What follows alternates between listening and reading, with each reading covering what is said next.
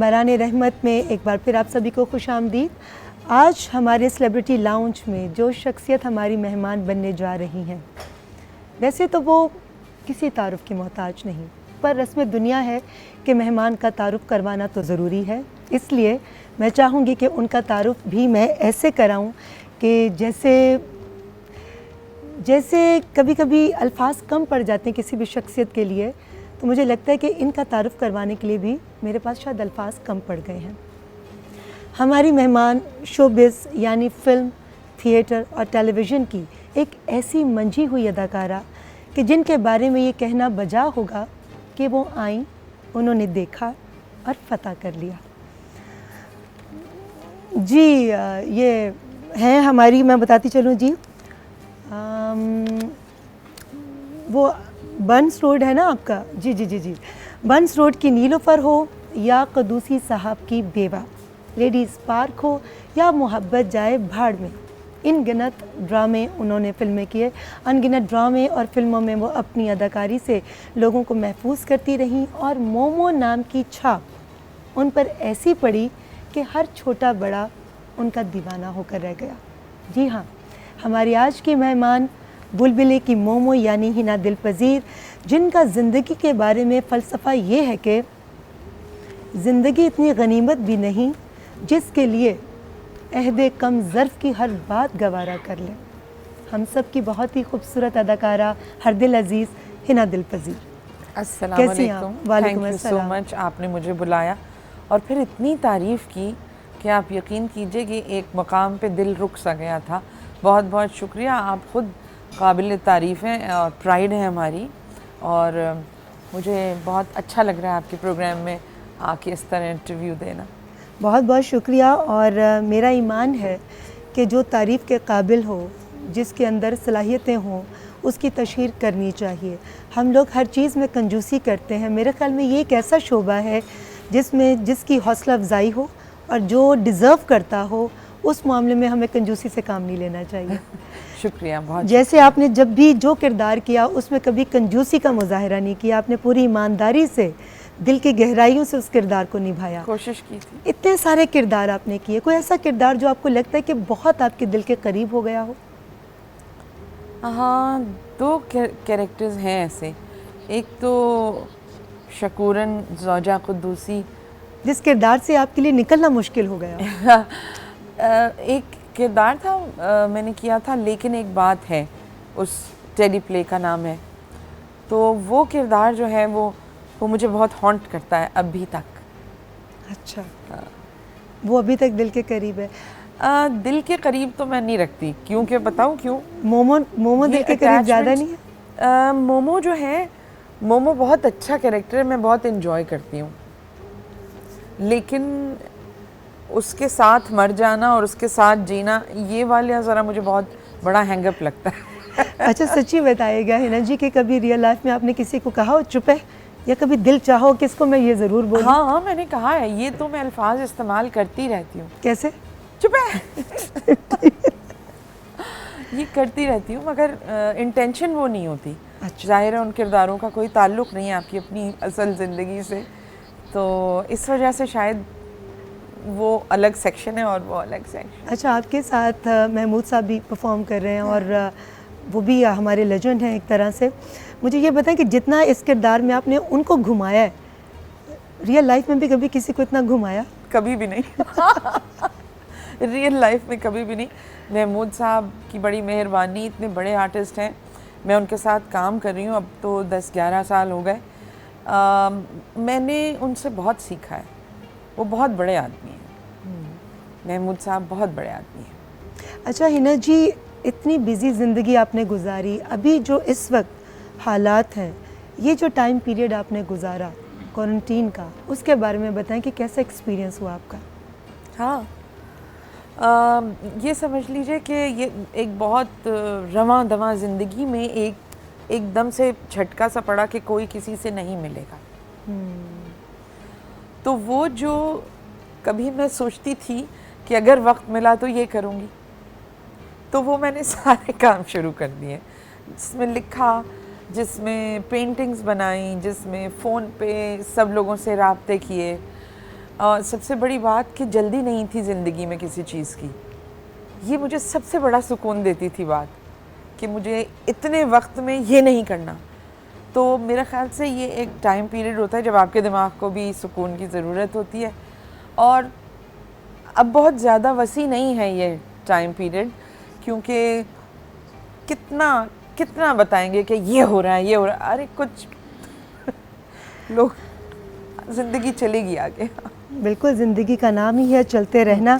आपको अल्लाह ताला ने नेमत एक बेटा अता किया हुआ है। अल्हम्दुलिल्लाह। आप ये बताएं कि बचपन में जब माँ उसकी तरबियत करती है वो वक्त ज़्यादा मुश्किल है, या बच्चे जब बड़े हो जाएं तब उनके साथ टाइम गुजारना और उनको कोई बात समझाना ज़्यादा मुश्किल होता है? भाई मैं अपने एक्सपीरियंस से कहूँ जी। तो मुझे ना वो वक्त मुश्किल लगता था, ना ये तो मैं बहुत इन्जॉय करती हूँ, क्योंकि अब वो समझदार हो गए हैं। तो जब समझदारी में आके मुझसे बात करते हैं तो मुझे बहुत अच्छा लगता है। जब वो नासमझ थे और बहुत ही नासमझ थे, तो उस वक्त का तकाजा ये था कि मैं उसको सही तरह रास्ता दिखाऊं। अब का तकाजा ये है कि मैं उससे अच्छी तरह बैठ के बात करूं। ये जो वक्त मिला आपको, क्योंकि इतनी मसरूफियत में बहुत आर्टिस्टों के पास बहुत कम वक्त होता है, और आप जैसी मसरूफ़ आर्टिस्ट के पास जो ख़ास तौर पे टेलीविज़न, फ़िल्म, थिएटर, तमाम शोबों में मुसलसल माशाल्लाह बिज़ी हैं, तो ऐसे वक्त में ये टाइम को आपने गनीमत के तौर पर लिया कि अल्लाह का कोई ख़ास करम कि मुझे अपने बच्चे के साथ एक क्वालिटी टाइम गुजारने का मौका मिला है? देखिए, हर गुज़रता लम्हा अल्लाह का कोई ख़ास करम ही होता है। जब आप फ़िज़िकली बहुत ज़्यादा मैकेनिक हो जाएं, मैकेनिकल ज़िंदगी गुजारते रहें, तो फिर कुदरत की तरफ से ही आता है, ओके हैव सम टाइम। इसी तरह ये बैलेंस कुदरत रखती रहती है, और हर गुज़रता लम्हा जो हमारे ऊपर गुज़र रहा है वो अल्लाह की नेमत है। और आपने इस नेमत से फ़ायदा उठाते हुए अपने बच्चे के साथ बहुत खूबसूरत टाइम गुजारा। बहुत। अच्छा हिना जी, ये बताएं कि इंसान हमेशा ये महसूस करता है कि उसका कोई ख़ास कनेक्शन है रब ताला से, वो सोल कनेक्शन है। दुनिया जहान से अगर उसको उसके दिल को ठेस पहुँचे तो उसको लगता है कि वाहिद वो ज़ात है जिसने पैदा किया, वो मेरे इस ज़ख्म पर या मेरे इस दिल पर मरहम रख देगा। इस क्वारंटीन के टाइम पीरियड में आपको लगा कि कोई ख़ास मज़ीद ख़ास कनेक्शन आपका अल्लाह ताला की ज़ात अक़दस के साथ बन चुका है? इस टाइम पीरियड को लेकर नहीं कहूँगी, लेकिन जो मेरा अपना तजर्बा है वो मैं ज़रूर शेयर करूँगी कि मुझे ये अंदर से इदराक है, एहसास है कि रब ताला की ज़ात बहुत मोहब्बत करने वाली ज़ात है, बहुत गफ़ूरुर रहीम है। मुझ पे उसका बड़ा करम है। उसने मुझे हमेशा हर ऐसे हालात से निकाल दिया जहाँ मैं ये समझती थी कि ये डेड एंड है। इससे ज़्यादा मोहब्बत की दलील और क्या हो सकती है? आपका सांस आसानी से आ जा रहा है तो इसका मतलब ये है कि वो आपसे मोहब्बत करता है।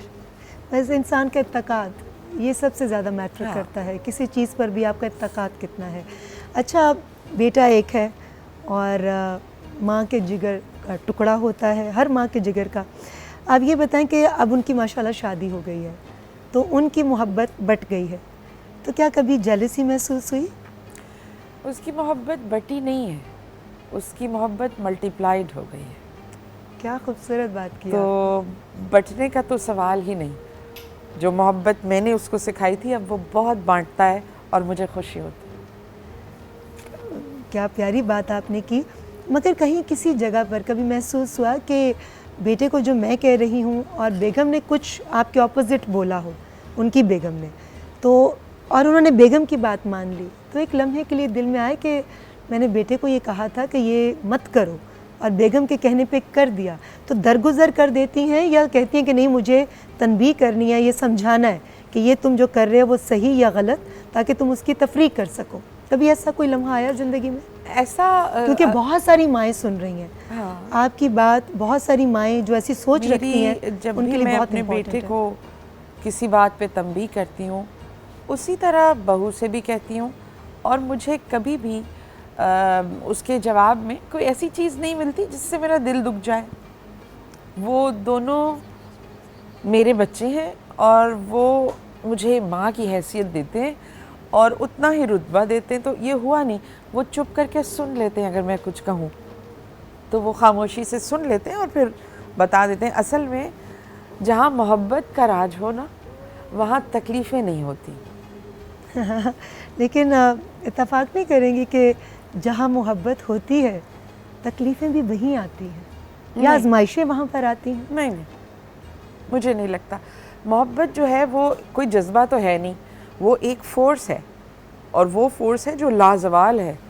अल्लाह की सिफत भी मोहब्बत है, जिसके मैं कहती हूँ दर्जात हैं। जिसके प्यार है, मोहब्बत है, इश्क है, दीवानगी है, आप हर शख्स जनून को, है।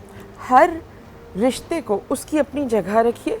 सब बात कहने की इजाज़त है, मगर तमीज़ से, सलीक़े से, करीने से। तो कुछ भी किसी से कोई भी कह सकता है और समझ भी सकता है। तो मुझे लगता है मेरे घर में क्योंकि एक शख्सी आज़ादी है, हर एक को अपना मौक़िफ़ बयान करने का हक़ है, तो हमें इतनी प्रॉब्लम होती है। आपने रिश्तों की बात की, तो आप मुझे ये बताइए कि हर रिश्ते की अपनी अहमियत है, मगर आपकी ज़िंदगी में सबसे ज़्यादा अहमियत किस रिश्ते की रही, बेटे के अलावा? सबसे ज़्यादा अहमियत किस रिश्ते की है? बायोलॉजिकल रिश्ते की पूछ रही हैं? जो भी आप, जिस तरह से भी आप महसूस करके जवाब देना चाहें। अच्छा, दोस्त हों, रिश्तेदार हों, फैमिली मेम्बर हों, कोई भी ऐसा रिश्ता बेटे के अलावा, क्योंकि बेटे के साथ तो एक अटूट रिश्ता होता है माँ का, उसके अलावा? हाँ, उसके अलावा हर रिश्ता अपने एक प्लेटफॉर्म पर है, उसके अपने तकाज़े हैं और उसे पूरा करना ज़रूरी है। अगर मैं ये हटाऊंगी तो वो सेक्शंस अलग हो जाएंगे। वैसे सबसे ज़्यादा प्यारा रिश्ता दोस्ती का होता है, जहाँ आपको ना अपने आप को कुछ बना के दिखाना है, ना इम्प्रेस करना है, ना इम्प्रेस होना है। तो वो जो दोस्ती का रिश्ता है ना, जिसमें आप सब कुछ कह सकते हैं, मुझे लगता है वो ज़्यादा पायदार होता है। ऐसे दोस्त हैं आपकी ज़िंदगी में? मेरी ज़िंदगी में ऐसे दोस्त हैं। बहुत खुशकिस्मती। अच्छा हिना जी, ये बताइए कि कोई भी आर्टिस्ट हो, किसी मकाम तक पहुंचने के लिए उसे ज़िंदगी के बहुत उतार चढ़ाव देखने पड़ते हैं, उससे गुज़रना पड़ता है। आपने जब अपना करियर शुरू किया तो किस तरह की कैफियत थी और क्या वक्त था? आज उसको याद करती हैं? मैंने कभी ये प्लान नहीं किया था कि मैं एक्टिंग करूँगी, ना मैंने कभी इसके लिए कोशिश की, और ना आज तक किसी से ये कहा कि मुझे भी फलाने ड्रामे या फिल्म में कोई चांस मिले, कभी भी नहीं कहा। मैं एक फ़्लो के साथ चलती हूँ, जो रब की मर्ज़ी है होनी को हो जाने दो, ये रास्ते में आ गया, ये हो गया। तो I never plan for it कि मैं ये करूँगी, मैं स्ट्रगल करूँगी। आप बंदे का अपना प्लान होता है और कुदरत का अपना प्लान होता है। जाओ, जितनी दूर भाग सकते हो भागो, मगर होना वही है जो उसने चाहा है। होना वही है जो उसने चाहा है, आप जितनी भी प्लानिंग कर लें। खूबसूरत बातों का सिलसिला जारी है हिना दिलपज़ीर साहिबा के साथ। हम लेंगे एक छोटा सा ब्रेक से वापस आएंगे तो हमारे बड़ी प्यारे प्यारे छोटे छोटे सेगमेंट्स हैं जो हम उनके साथ खेलेंगे।